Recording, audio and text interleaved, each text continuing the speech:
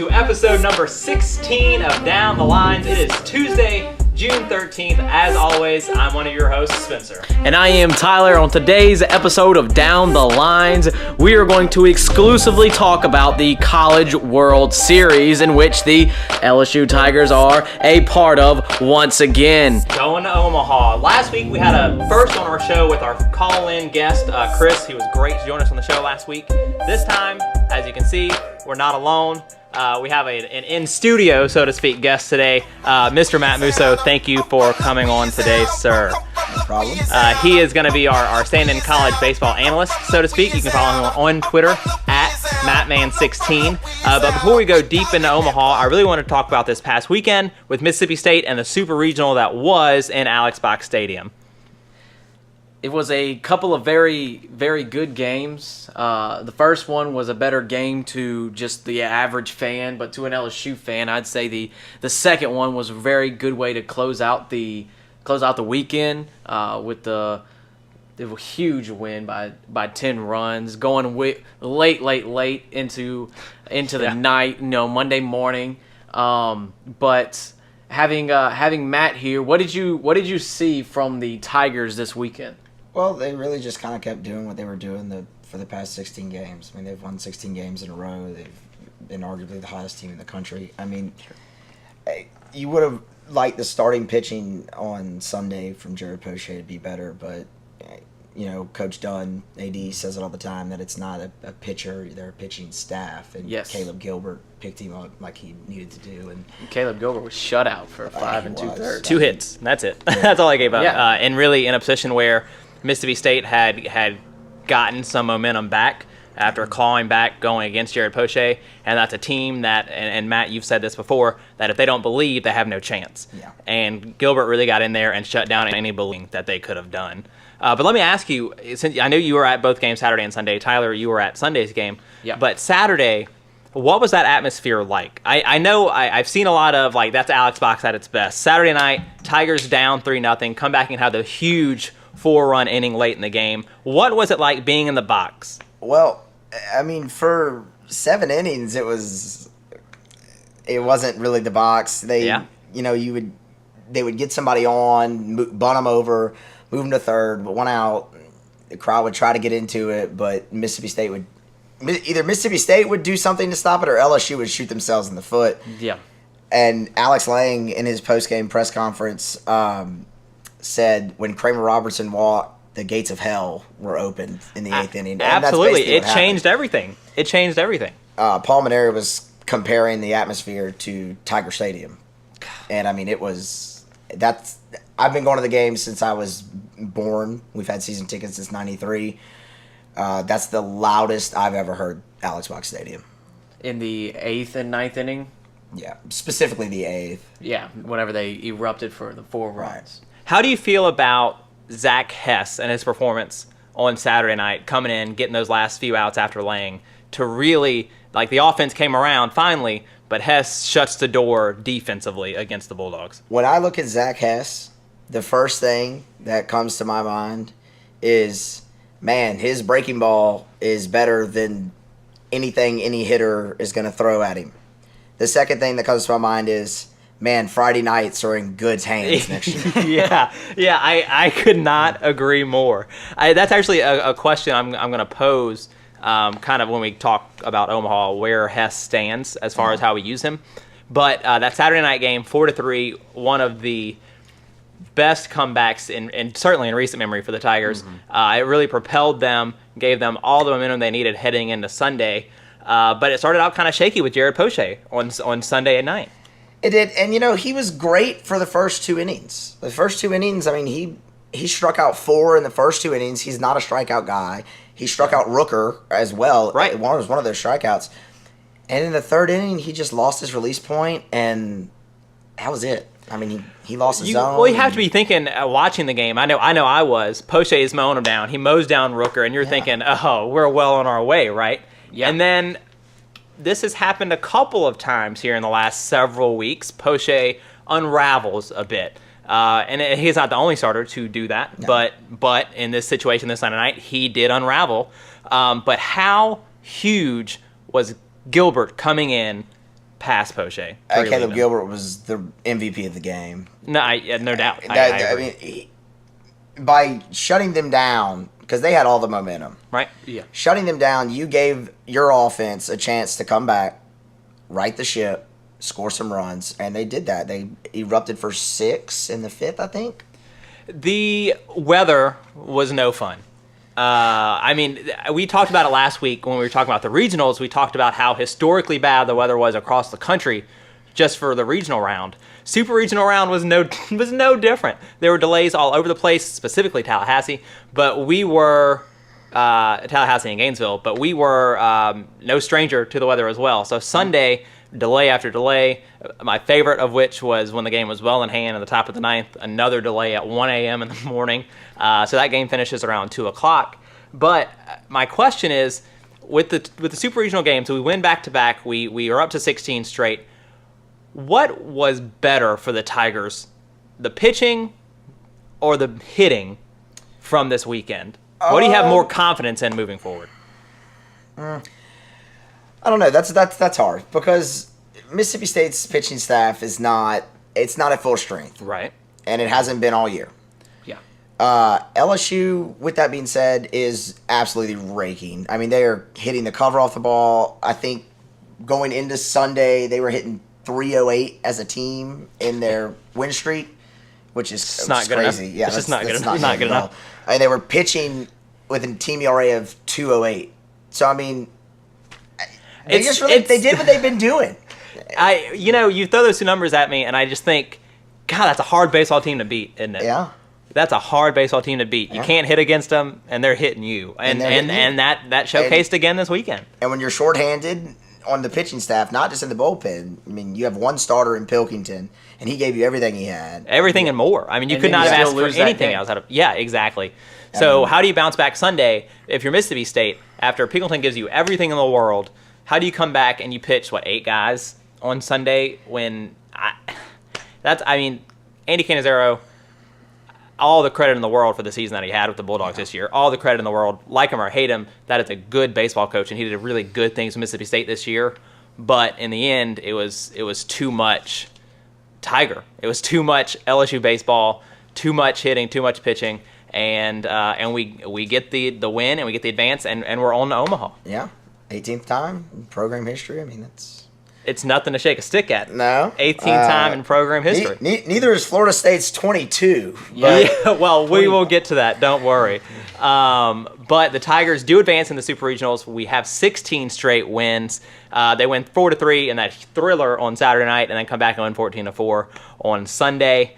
But I'm ready, as we now are advancing to Omaha, to discuss Omaha and the College World Series as a whole. So the brackets are set. The times are set. Time came out after Florida's win, finally, after all the rain that took long enough. And so now that everybody knows when they play, we've got the final 8 teams. How are they set up? So I'll just go down the list here, starting with Game 1, which is Saturday at 2 o'clock. And that's going to be number 1 overall seed Oregon State versus Cal State Fullerton. The game after that, LSU will take on Florida State. Woo! And then we go into Sunday with Louisville against A&M, following Florida and TCU. So that's how we're shaping up. And I want to start with that bottom half of the bracket. Okay. So I want to start with Sunday's game, Louisville, Texas A&M. What stands out there as far as A&M, one of the 3 SEC teams that advanced to the World Series? How much of a chance do they have advancing over and past Louisville in Game 1? Well, if you're looking for a dark horse in the College World Series, it would probably be Texas A&M. They're hot now, like really, really hot. This is a team that went 16-14 in conference. Yeah. And Louisville is a far and away better team on paper. They field better, they pitch better, they hit better. So I mean, they have one of the best players in the country. they have. I mean, between Brendan McKay and Drew Ellis in the middle of that order, Brigham Hill, who I assume will be pitching for A&M in Game 1, he's going to have his hands full. But for someone who really started the season as not a major Friday night guy in the SEC, he's really kind of come about as that. A&M's pitching is really what's carried them through this run that they're on right now. So A&M has quite a mountain to climb against Louisville, but with the streak that they're on, it's certainly doable. I think so. So that's Louisville and A&M, and I think that I think you're right. I think A&M has a real chance, as hot as they are. And the interesting thing about the World Series is you have those streaks happen all the time.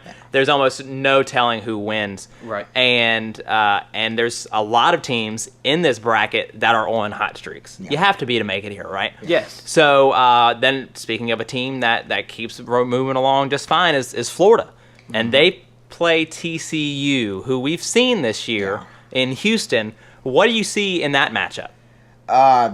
Jared Janzik versus Alex Faedo is going to be probably the premier pitching matchup of week 1. You got Janzik. He hasn't lost this year. He's only walked 19 people in 82 innings. He's probably going to go up against Faedo. Man. It's going to be a heck of a game. Evan Scow, the catcher for TCU, is on a tear, an absolute tear. I think he had 3 homers in the Super Regional against Missouri State. I mean, he was their offense, and they need that without Luken Baker. So, I mean, it's going to be the premier pitching matchup, but how those pitchers fare against the lineups, because Florida's hitting the ball a heck of a lot better now too. J.J. Schwartz is starting to come along. Jonathan India. They're really playing well. Well, I'm really curious there. Florida shut down a Wake Forest team that offensively that has been hitting the ball better than anybody in the country. So I'm wondering if that will translate to their game against TCU, and if it does, then they will advance. It could, but TCU, when I saw them in Houston, they don't beat themselves. They always have good at bats. They grind out at bats. Austin Wade, their leadoff hitter, is an absolute stud. I mean, he's as tough out at the top of the order as there's in the country. And TCU, they're a team that's kind of been on the rise continually for the last few years, and they've really been right there on the doorstep. Yeah. They've been to Omaha, a good bit of times now, and it seemed this year that they were destined at the beginning of the season to be the team to win the College World Series. Yeah. I mean, this is their 4th straight trip there. So I mean, and if it's going to happen for them, It may be. You would think it would be this year if it's gonna happen for them. Absolutely. They're a veteran club. They, their pitching. Janzik, and then their closer has 17 saves, which is among the best in the country, exactly. no doubt. So you see Louisville, A&M, Florida, and TCU. Who do you guys think comes out of that half of the bracket into the finals of the College World Series? I like Louisville. I do. The LSU fan in me is rooting for either TCU or Florida because I would like to play them again. But I like Louisville. Based on a numbers standpoint, they've won 52 games already. They have a sub-3 team ERA, 289 team batting average. They have 3 starters, which is important. They have 3, people they can count on. They've got a combined record of 23-6. So, I mean, that's... Yeah, it's hard to argue against that, Tyler. I really do like Louisville. Mm-hmm. They've got a player who's won the award for being able to play multiple positions for 3 straight years now. He's incredible. But I would like to go with TCU here. They've just been a team that's kind of been up, in the top 5 all year. They kind of had a little lull there towards the end of the season, but you can see they're a national seed. They're here in Omaha. Anything can happen, and I like TCU with all the talent there to come out of that side of the bracket. So I'm actually going to bend a little differently. Those are great picks, though, but not so fast, right? I'm thinking Florida's pitching has been superb.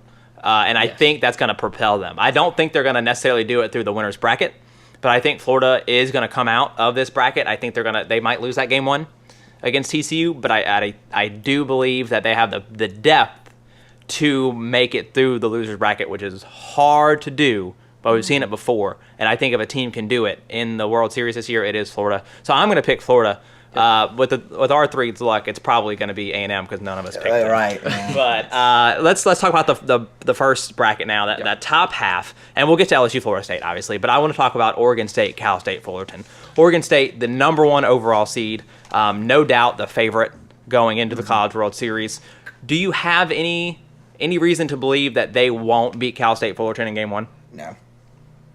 No, none at all. Unless Cal State Fullerton. I mean, baseball's baseball. Anything can happen in any day. Yeah. So if there's just one of those baseball days where you're like, I don't know how that team won, but they won, that's what's going to happen for Cal State Fullerton to win. I think you're right. Cal State Fullerton has been there. So I think for a team that Oregon State, if they were going to have to face someone that had a chance against them in the first round, it would have to be a team with experience. And Cal State Fullerton can be that team. Do I think they'll get it done? No. I think Oregon State is far and away the best team there, and potentially the best team in the bracket. I had no doubt about that. But the experience with Cal State Fullerton might keep them around. But 39-22 this season, they took 3 games to beat Long Beach State in what was a good series. Yep. Great series. It was a really nice series. They won that last game with 2 hits, and that's it. And that performance, pitching, right? That's insane. But And those that's the Oregon type of performance that you need in Omaha to win. And that's right. But stadium. do you see Oregon State only having 2 hits against anybody? No. So I think Oregon State will advance, and that will set up a potential winners bracket game between Oregon State and the LSU Tigers. But before we get to Oregon State and LSU, the first game that we have to get through is against Florida State, who comes in after beating Sam Houston 19-0. 19-0 in Game 2. They had a tough first game that Sam Houston State could have won. Yeah. And had they won that game, we might be talking about something very different right now. But Florida State gets the job done.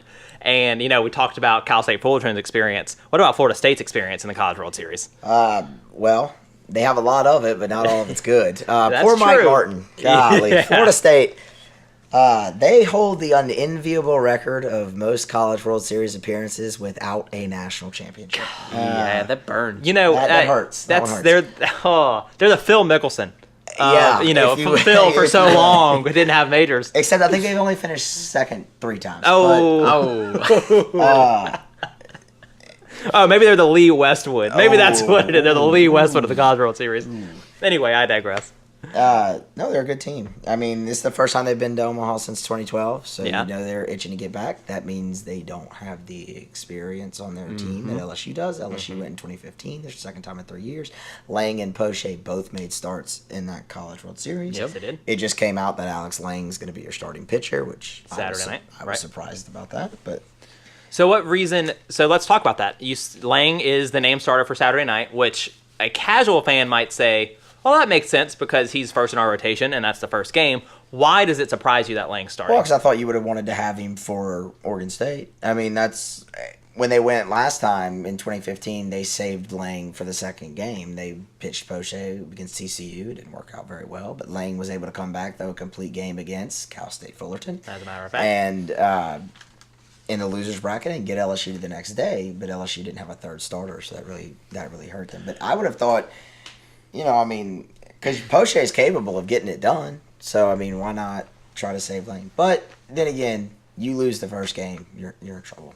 That is, I think, one of the things that cannot be understated here: the importance of winning Game 1. Yeah. I said it before. It's not impossible to come out of the losers bracket, but it is a lot more difficult. Especially with Oregon State in your bracket. Especially with Oregon State in your bracket. You don't want to have to beat that team twice. You don't want to do it. So, what does LSU have to do? Game 1, Saturday night, 7 p.m. What do the Tigers have to do to avoid losing that Game 1 to Florida State? Okay, well, they're probably going to face Tyler Holton, who is Florida State's guy. He is 10-2. 139 strikeouts and 112 innings. So that's the type of starting pitcher you're expected to face in Omaha. Right. LSU, do what you've been doing. It's been working. You've won 16 games in a row. You are maybe outside of Oregon State the most complete team in the country. Do what you've been doing. Just be patient at the plate. Have each other's backs. Play solid defense. And you should be okay. Florida State, Florida State's actually really similar to LSU. They were preseason top 5, a guaranteed Omaha. They really, really scuffled throughout the season, but lately they've just been on fire. I mean, just like LSU, they've won. I don't have it here. I thought I had their record in their last 10, but I don't have that there. But I know they're but obviously good enough. I mean, they've made it to Omaha, won the regionals, won supers, so here they are. Tyler, what do you think here? More of the same, right? More of the same for the Tigers. More of the same. Just you got a well-oiled machine by now. We've got all the gears going in the right direction. They're all falling in the same play. Like when we need a hit, as you saw on Saturday night, we've got it. When you need a big pitch, we've got it. When you need someone to come in out the bullpen and just shut it down, you've seen Gilbert, you've seen Hess.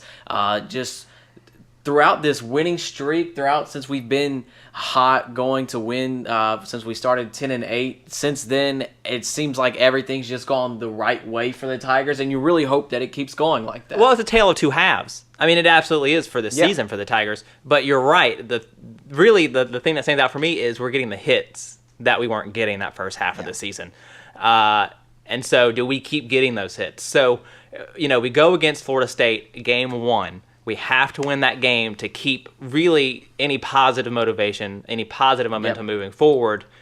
What are the legitimate expectations here? We have seniors and we have players that are leaving because of the draft that are on this baseball team that want it, and they want it badly. We have the Kramer Robertsons, the Greg Dykmans, the Poches and the Langs that want this as much as anybody else that's in the College World Series wants it, right? What do they actually expect to happen, and what do we as the fans expect the Tigers to accomplish in Omaha? Okay, so in Omaha, you mentioned, the seniors. That's true. But a lot of the guys who are seniors, Kramer didn't make the trip last time. Right. Dykman didn't make the trip. Cole Freeman was at Delgado in junior college. He didn't make the trip. So is that a positive or a negative here? Well, they're going to have to keep their emotions in check. So what I'm saying is for LSU, they're going to go as far in Omaha as their starting pitching will take them. Because Poche and Lang have experience in Omaha, we're going to have to rely heavy on them. They keep us in the game, and the offense hopefully will eventually come like it has the past few games. So when it comes down to the third game and, just everyone would think that Eric Walker would take the mound, would you expect him to have the big game jitters, or would you expect more of the same from Walker, who's shown you no reason to believe anything No big game jitters. No big game jitters. There's a reason he wears number 10, and it's because he's got the poise of Aaron Nola. I mean, I remember I said Louisville was 26-3, I think, or something like that. Yeah, that's what it was. LSU's combined starters 27-9. So I mean, you go with what's been and working. a lot of those losses have been Lang on Friday night with 0 run support. Exactly. Right, which has turned around in the second half of the season for the Tigers. Let me ask you this question. Eric Walker, do we by far have the best third starter out of anyone? Jackson Kohar at Florida's really good. He's 12-0. I mean, Walker's 9-0. He's 12-0. I mean, Walker's got a better ERA, but Kohar's got better stuff. But you feel Walker pitches better. Right. You feel good as an LSU Tiger if we advance in the tournament and we have to use our depth. If we get to Eric Walker, obviously we feel very good about that. Right. But we talked about expectations. If we do have to face the Oregon State, that's a big game. We haven't done well in Omaha the last several times we've come. So what changes here? Do you see us advancing, or do you see LSU 16-game win streak turn their season around, but not enough for these other teams? You don't know, you say? Yeah, I don't. I felt like I was having to get up and go to work or something with that noise in my ear. No. It sound like I don't. But I don't know. It's hard. I mean, if they win the first game, you're in good shape. I would imagine Oregon State's going to pitch Jake Thompson, who's 14-0. I would imagine he's going to go against Fullerton. Maybe not. I don't know if Luke Heimlich's going to pitch. Pat Casey hasn't said anything. We don't know. That was a huge story from the Super Regional weekend with Heimlich. We don't know what's going to happen, and that could be the Oregon State X factor. We don't know. They took care of business without him over Vandy, no problem. They tagged Kyle Wright, who just got drafted in like the a 5th overall pick, I think. Right, and they just hammered him. 7 earned runs and 6 2/3. Yeah, that's so. I said X factor for Heimlich, but for the Tigers, who is that X factor that needs to step up? Who do we need to see have the career game in Omaha to really make a difference in LSU advancing? Jared Poche. Jared Poche, no doubt. I want to say the guy who's really been the X factor over this whole stretch, really in the bottom of the lineup, Michael Papierski. Yeah. Every time it seems the guy that always gets the big hit is Papierski, who 5 of his home runs, 21 of his RBIs have came during this win streak. So if he has the big game, I feel like against Oregon State, he could be the X factor that gets him through it. Okay, so I'm putting you on the spot right now. What do the Tigers do in Omaha? They win it. They win it. They win another championship. Number 7, Matt. It's hard. I know this is hard to put on the spot. But I don't know. I like Oregon State to come out of that bracket. I just do. It's not a knock on LSU. I think they're one of the best teams in the country, if not the best team in the country. But Oregon State, pitching and defense wins championship. Their pitching staff has an ERA of 1.80. They have about 3 or 4 guys on there who can start, as does LSU. LSU does have a solidified third starter, and Oregon State doesn't. But I don't know. It's hard to bet against a 54-4 team. I don't know if Oregon State wins it all, but I do like them to come out of that bracket not undefeated. I think LSU does make them have to work for it a little bit. Well, I don't think you're wrong. I think Oregon State is a team that has all the tools, and I think they have all the tools to win. And with LSU, we've shown the last 16 games that we are better than anybody in the country. But we've been that team in the first half of the season that went 10-8, and I'm not sure that we won't flash parts of that 10-8 again. So, I as much as I want it to happen, I'm not going to say that LSU will win this. It's going to take some help. It's going to take those leaders, those seniors, those guys that are leaving. It's going to take Pap. It's going to take Jared Poche and Alex Lang. It's going to take those guys to have career games for us to win in Omaha. But I know we'll be watching. I know you'll be watching, and I want to thank Matt again for coming on the show today. Thanks for having me. Oh, it was a pleasure. Anytime. Anytime you want to come on. Yeah, he's an encyclopedia of sports knowledge, and we are thankful for that. But again, you can follow him on Twitter at Mattman16. You can follow Tyler at DatBoyCleon. He will never change it, despite the claims that he would. And you can again follow me at Spencer Hunt. But College World Series time this weekend. Yep. Go Omaha. Omaha. We'll see what happens, and we'll catch you next week. Down the lines. There you go. Hey, I remember last week whenever I Called Spencer Anderson Cooper. That was hilarious.